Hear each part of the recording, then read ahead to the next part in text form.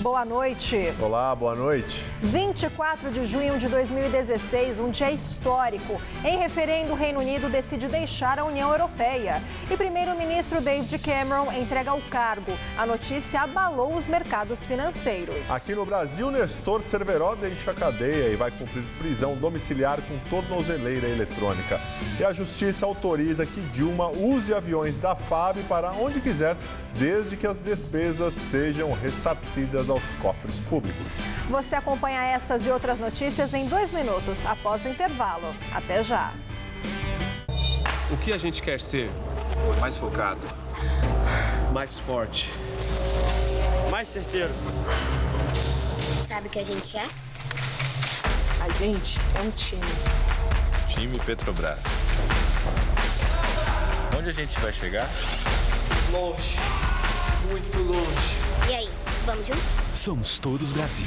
O time Petrobras é feito de muita garra e da sua torcida. Qual Casper você é?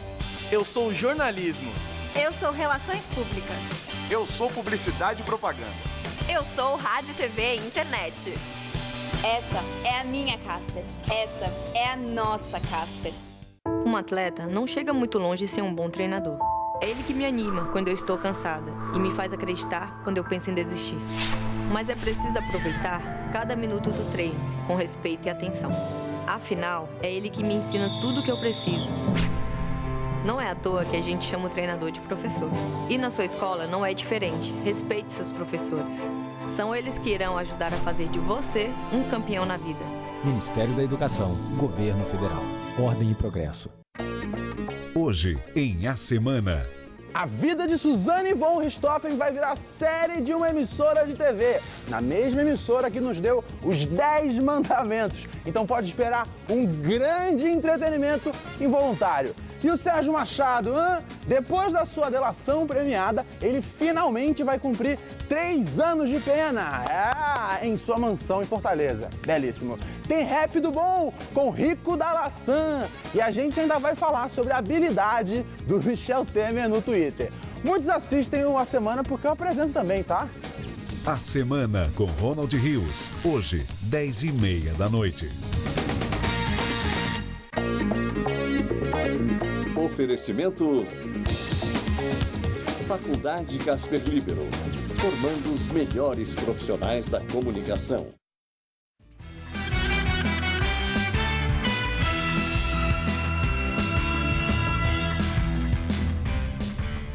Reino Unido decide deixar a União Europeia e o primeiro-ministro David Cameron renuncia. A União Europeia pede que Londres acelere o processo de separação. 48% dos britânicos queriam permanecer na União Europeia, mas 52% votaram pela separação. Logo que o resultado final foi confirmado, o primeiro-ministro David Cameron, que liderou a campanha pela permanência, anunciou que vai deixar o cargo em outubro. Cameron disse que o país precisa de um novo líder para conduzir as negociações de ruptura. O processo de separação deve levar pelo menos 2 anos. O candidato que aparece como favorito na sucessão de Cameron é o ex-prefeito de Londres, Boris Johnson, defensor da saída.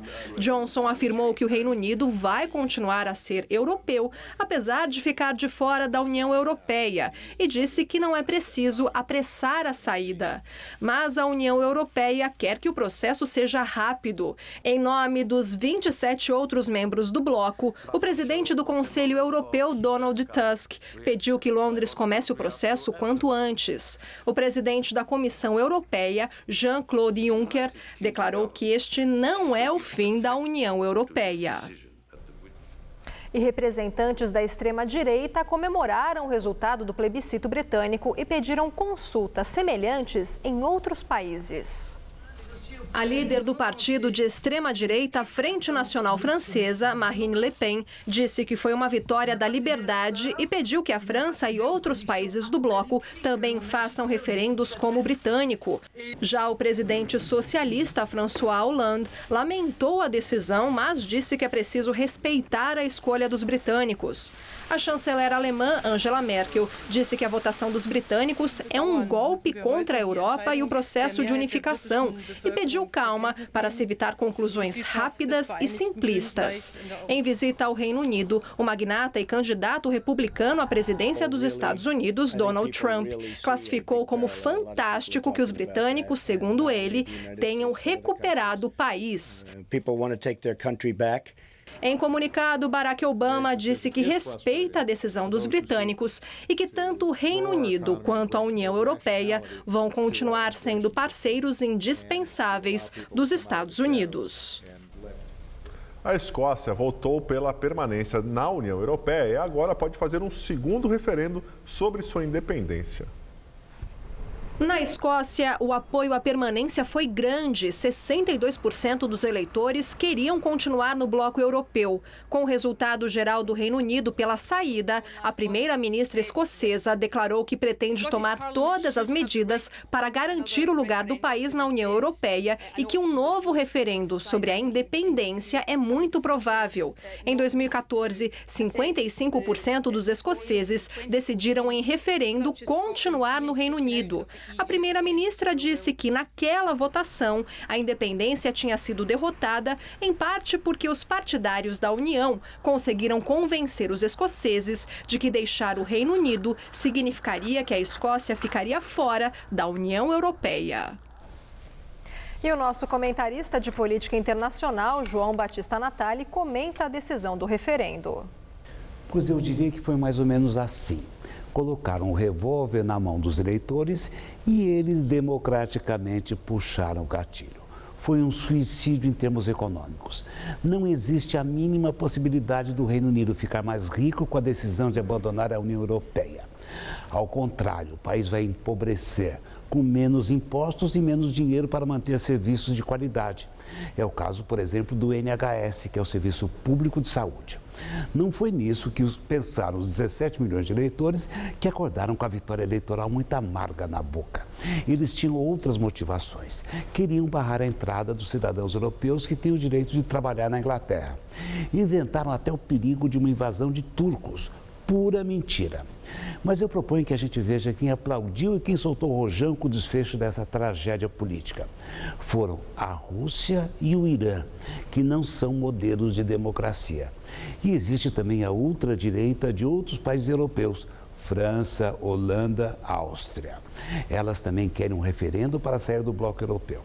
Essa gente defende uma Europa de nações, se definem como nacionalistas. Mas o nacionalismo é um veneno que a Europa já bebeu com muito exagero 2 vezes no século XX. E nas 2 vezes tivemos guerra mundial. Ainda estamos longe disso, graças a Deus, mas o fato é que o referendo britânico mexeu com muitos interesses. Já tem gente que fala em referendo na Irlanda e na Escócia, onde ganhou o voto pela Europa.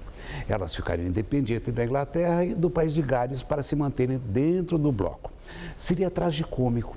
Os britânicos implodem a Europa ao saírem dela, mas em seguida implodem a si mesmos. Essa história é tão insólita que hoje o jornal francês Le Figaro disse que grupos da cidade de Londres se mexem para virar um território urbano independente da Inglaterra, só porque na capital britânica mais de 60% votaram a favor da União Europeia. Tudo isso é muito confuso, mas é o resultado inevitável desse monstrinho político chamado referendo britânico. É assim que o mundo gira. Boa noite. E como o Natali falou, 60% dos eleitores de Londres, a capital, queriam que o Reino Unido continuasse na União Europeia, assim como Escócia e a Irlanda do Norte também. O resultado geral da votação no Reino Unido deixou os londrinos decepcionados e preocupados com o futuro. Ainda é muito cedo para saber os termos de saída da União Europeia e as consequências disso. Esse é um processo que pode levar anos. Mas o Reino Unido amanheceu com um sentimento dividido entre esperança e indignação. John se sente otimista. Diz que a economia do Reino Unido é forte e que o país já superou outras dificuldades, como as guerras mundiais. Nicole é irlandesa e se sente muito desapontada com a decisão. Ela lamenta que a principal razão das pessoas que votaram pela saída do bloco seja a imigração. Ela diz que imigrou para o Reino Unido, que paga impostos e nunca utilizou nenhum benefício público. e que agora não se sente mais bem-vinda. E quanto ao futuro? Patrícia diz que é incerto, que vai depender das decisões do mercado financeiro. E a saída do Reino Unido da União Europeia repercutiu também aqui no Brasil. O presidente interino, Michel Temer, afirmou que o governo não dará palpite no aspecto político da decisão, mas diz que é necessário verificar o impacto econômico que o país pode sofrer. Em entrevista à Rádio Estadão, Temer afirma que o governo vai aguardar a consolidação das mudanças. Achamos que lá o Reino Unido, a Inglaterra, decidiu por uma consulta popular até, e, portanto, decisão política nós não vamos discutir. Nós precisamos verificar quais são as repercussões, digamos, econômicas que possam atingir o Brasil. Temer também falou sobre o Mercosul. Apesar de considerar o bloco importante, o presidente interino defende mudanças. O Serra tem dito que é preciso reequacionar a relação com o Mercosul. Muitas vezes o Brasil tem dificuldade de fazer um acordo tarifário, qualquer coisa dessa natureza, porque está preso aos compromissos do Mercosul. Então, neste momento, nós temos que rediscutir um pouco a questão do Mercosul. Não para eliminá-lo, mas para, quem sabe, dar-lhe uma diretriz mais segura nessa tese da universalização das relações com os outros países. A decisão dos britânicos fez despencar os mercados. As principais bolsas europeias perderam mais de 960 bilhões de euros em valor de mercado. Frankfurt caiu 7%, quase 7%. Paris, mais de 8%. E Madrid, mais de 12%. Londres caiu 3,15%. E a libra esterlina atingiu o nível mais baixo em 31 anos, com queda de 12%. Aqui no Brasil, o mercado também sentiu os efeitos da decisão do Reino Unido. A Bovespa fechou em baixa de 2,82% e o dólar fechou em alta, cotado a R$ 3,38. E agora vamos ao comentário de economia com Vinícius Torres Freire. O Reino Unido decidiu sair da União Europeia, como a gente viu. Por que isso causou e talvez ainda cause tanto tumulto nos mercados financeiros internacionais e até no Brasil? Por causa do medo de um futuro mais incerto. Não se sabe se isso vai afetar o crescimento da economia da Europa ou até do mundo. Na dúvida, os donos do dinheiro grosso saem de investimentos de risco. Vendem ações nas bolsas, vendem moedas de países emergentes, como o Brasil. Compram moedas tidas como seguras, o dólar, o de sempre. No Brasil, por exemplo, havia hoje gente informada dizendo tanto que os juros podem cair como subir. Enfim, apesar de o Brasil ter sido afetado, a reação aqui até que não foi tão ruim. Mas o que pode acontecer agora? Um pânico financeiro, isto é, o medo continuar, ou acontecer algum problema financeiro mundial devido a essas vendas histéricas no mercado. Então haveria desvalorização do real, alta do dólar. Se o dólar sobe muito, há risco de inflação maior. Inflação maior impede a queda de juros. No país em recessão, a gente precisa logo de juros menores. Se o crescimento mundial diminuir, o que saberemos apenas em pelo menos 6 meses, menos crescimento do comércio mundial e o preço dos produtos que vendemos lá fora tende a cair. Francamente, ninguém sabe nada ainda. Vão ser dias meio agitados, mas não há certeza ainda de rolo certo no Brasil ou mesmo no mundo. Boa noite. O ex-diretor da área internacional da Petrobras, Nestor Cerveró, já cumpre pena em casa no Rio de Janeiro. Ele deixou a carceragem da Polícia Federal em Curitiba hoje cedo. Cerveró ficará na casa da família em Itaipava, na região de Petrópolis. No avião, ele foi xingado de bandido e ladrão. Nestor Cerveró estava preso desde janeiro do ano passado e ganhou o benefício de cumprir a pena em casa após fechar acordo de delação premiada com a Justiça. Durante o período, que deve durar cerca de 1 ano e meio, ele será monitorado por uma tornozeleira eletrônica. Na Lava Jato, Cerveró foi condenado em 2 ações penais que totalizam 27 anos e 4 meses de prisão. O ex-diretor da Petrobras é réu em outros 2 processos. Para a Justiça, Cerveró se beneficiou do esquema de corrupção na estatal, recebendo propinas milionárias. O acordo de delação prevê que ele devolva mais de 17 milhões de reais aos cofres públicos e que seja condenado a, no máximo, 25 anos, somando todos os processos.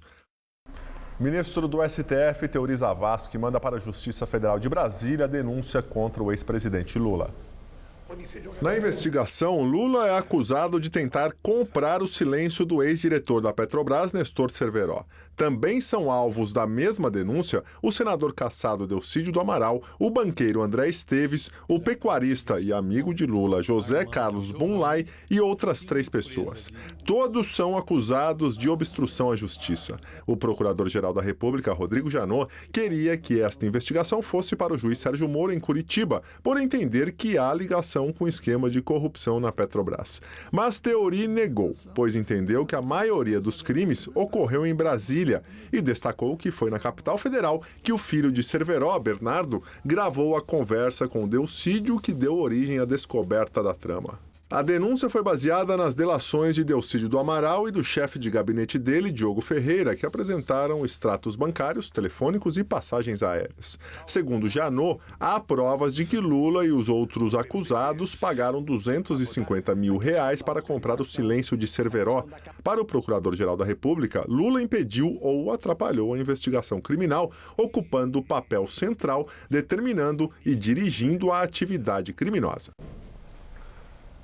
Justiça e Polícia Federal ouvem os 8 presos na Operação Custo Brasil. O ex-tesoureiro do PT, Paulo Ferreira, que estava foragido, se entregou. Da sede da Polícia Federal em São Paulo, onde passaram a noite, os 8 presos foram levados para a 6ª Vara Criminal, de onde partiram as ordens de prisão para serem ouvidos numa audiência de custódia. Entre eles, o ex-ministro do Planejamento, Paulo Bernardo, acusado de receber R$7 milhões em propina no esquema de fraude em empréstimos consignados. Segundo a investigação, o esquema era operado por uma empresa de tecnologia, a Consiste, contratada pelo Ministério para gerenciar o sistema. O esquema lesou todos os funcionários públicos federais que se endividaram para fazer empréstimo consignado de 2010 a 2015. É que eles pagaram uma taxa bem maior pelo crédito, o equivalente a 4 vezes o que deveria ter sido descontado em folha. Segundo a investigação, foram R$100 milhões que saíram das contas de milhares de servidores e foram para o bolso de políticos, dos comparsas deles e do PT. O ex-tesoureiro do PT, Paulo Ferreira, que estava foragido, se apresentou hoje e foi preso. Ontem, agentes federais vasculharam o diretório do partido em São Paulo e apreenderam documentos e computadores. Também houve buscas no apartamento funcional em Brasília da senadora Gleisi Hoffmann, mulher de Paulo Bernardo. Hoje, o Ministério Público Federal reagiu ao pedido do presidente do Senado, Renan Calheiros, para anular as provas recolhidas, já que a ação ordenada por um juiz de primeira instância seria ilegal, porque a senadora tem foro privilegiado. Segundo o Ministério Público, a apreensão se restringiu apenas aos pertences do marido da parlamentar, o que não elimina o caráter legal do cumprimento da medida. É importante destacar que houve desmembramento pelo próprio Supremo Tribunal Federal. O Supremo Tribunal Federal, o ministro Dias Toffoli, cindiu a investigação e disse: no Supremo somente fica a senadora Gleisi Hoffmann, os demais fatos são remetidos a São Paulo, para o juiz da 6ª Vara. Então, quando ele faz isso, a investigação ela é plena em relação ao senhor Paulo Bernardo. No fim da audiência de custódia, os advogados de Paulo Bernardo disseram ter afirmado à Justiça que a prisão foi extrema e não existe a vinculação de Bernardo e os fatos investigados. E que não houve qualquer repasse de valores financeiros a Paulo Bernardo por parte de qualquer um dos investigados. O juiz federal manteve a prisão preventiva e irá avaliar a argumentação da defesa. E agora, direto de Brasília, Josias de Souza fala sobre a Operação Lava Jato. O presidente interino Michel Temer disse hoje meia dúzia de palavras sobre Lava Jato numa entrevista. Ele afirmou que a investigação deve durar enquanto houver irregularidades por apurar. Mas a certa altura, Temer insinuou que tudo tem limite. Ele disse que o país não pode viver nessa situação por 10 anos. Alguém deveria ter perguntado, mas por que não? O PMDB, o PT e sua imensa coligação partidária não passaram 13 anos assaltando o Estado brasileiro? A Lava Jato só tem 2 anos. Em graus diferentes de responsabilidade, o PMDB, o PT e os partidos assemelhados estão mais próximos do problema do que da solução. Se dependesse deles, a Lava Jato já teria terminado há muito tempo. Eles não perceberam, mas hoje o que menos interessa é a data de encerramento da Operação Lava Jato. O que interessa mesmo é a novidade experimentada pelo Brasil. Pela primeira vez desde a chegada das caravelas de Cabral, a corrupção passou a dar cadeia. E isso não é algo que possa durar por 10 anos. Isso ultrapassa a Lava Jato. Se o Brasil pretende ser um país sério, isso tem que durar pela eternidade. Boa noite. O ministro Celso de Mello, do Supremo Tribunal Federal, decidiu hoje pedir explicações à Justiça Federal de São Paulo sobre a autorização para busca e apreensão no apartamento funcional da senadora Gleisi Hoffmann, do PT. A Polícia Federal esteve no imóvel ontem e o alvo das buscas era o ex-ministro Paulo Bernardo, marido de Gleisi, que foi preso pela Operação Custo Brasil, um desdobramento da Operação Lava Jato.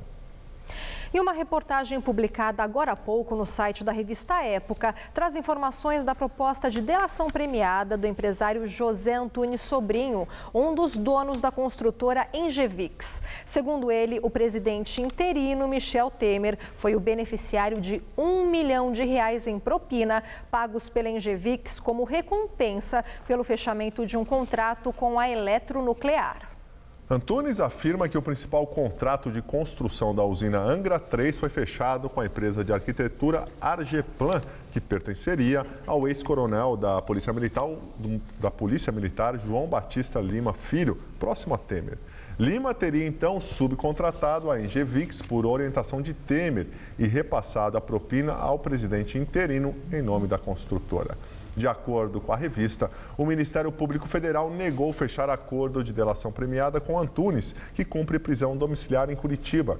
Segundo a revista Época, Temer nega as acusações, mas admite que Lima atuou em suas campanhas eleitorais. E a Justiça Federal no Rio Grande do Sul autorizou a presidente afastada Dilma Rousseff a usar aviões da FAB para qualquer ponto do país. A juíza Daniela Cristina de Oliveira Pertilli acolheu a ação de Dilma sobre a ilegalidade de um parecer da Casa Civil que restringiu o uso de aviões da FAB ao trajeto entre Brasília e Porto Alegre, onde ela tem residência. A juíza concordou com o direito de Dilma de se deslocar a todos os locais que ela considerar necessários à sua defesa no processo de impeachment, mas determinou que Dilma faça o ressarcimento dos gastos aos cofres públicos. O Palácio do Planalto diz que vai acatar a decisão e analisar o conteúdo para decidir se cabe recurso. E mudando um pouco de assunto, falando sobre a tragédia na Mogi Bertioga, foi divulgado o laudo sobre o acidente que matou 18 estudantes na rodovia no começo do mês. O laudo indica que o veículo tinha problemas nos freios e que estava acima da velocidade máxima permitida na via, que é de 60 km por hora. De acordo com o laudo, os problemas com a manutenção do ônibus foram decisivos para o acidente. Em depoimento, alguns estudantes que sobreviveram à tragédia disseram à polícia que o ônibus estava fora de controle. A semana que começou nublada, úmida e gelada deve terminar com sol, céu aberto e temperaturas mais amenas. Vamos à previsão para o final de semana com Mariana Armentano. Tanto o sábado quanto o domingo serão de sol, céu azul e tempo firme em todas as regiões paulistas. As madrugadas ainda seguem frias, por isso podemos ter nevoeiro de manhãzinha, mas essa névoa logo se dissipa e o sol brilha forte durante a tarde. No interior, o dia vai ser até de calor em várias cidades. Em Votuporanga teremos máxima de 30 graus e em São José do Rio Preto faz até 28 graus amanhã. Só no litoral que teremos um pouco mais de nebulosidade nesse sábado e não vai fazer mais que 21 graus em Santos e que 23 em Caraguatatuba. Já no domingo, o tempo abre mais por lá. Para a capital, a previsão é de sol e céu azul para os próximos dias. Nessa próxima madrugada, mínima de 10 graus por aqui e máxima amanhã à tarde na casa dos 22 graus. No domingo, faz até 23 durante o dia e esquenta mais ainda na segunda-feira, com máxima prevista de 24 graus e tempo firme. Bem, nós ficamos por aqui. A edição de hoje pode ser vista no site do Jornal da Gazeta. Boa noite e ótimo fim de semana para você. Tchau, Lu, para você também. Obrigado pela companhia. Tenha uma boa noite, um excelente final de semana. A gente se vê na segunda-feira. Fica agora com a semana, a apresentação de Ronald Rios. Tchau.